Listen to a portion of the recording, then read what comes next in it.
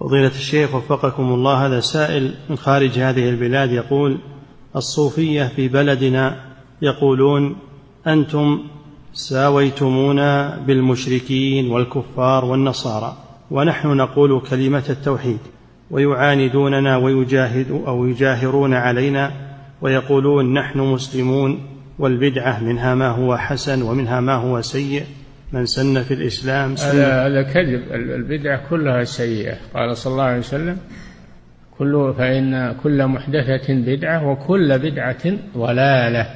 ما قال فيه بدعة حسنة أبدا، هذا هم قالوا ما في بدعة حسنة. من سن في الإسلام سنة حسنة يعني أحيا سنة نسيها الناس، أحياها. هذا معناه إنه الناس تاركين سنة أو ناسينها، هو أحياها فصار سببا في إحياء السنة. والحديث له سبب، هو أن قوما كانوا محتاجين وجاءوا إلى النبي صلى الله عليه وسلم يشكون إليه الحاجة.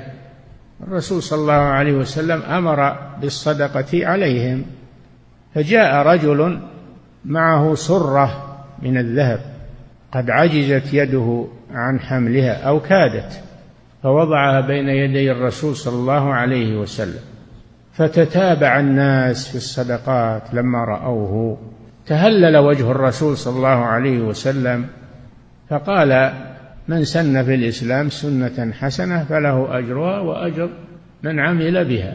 إذن الحديث يبين أن معناه من أحيا سنة متروكة فله أجرها وأجر من عمل بها، وأما من جعل بدعة فهو آثم، وليس هناك بدعة حسنة. نعم.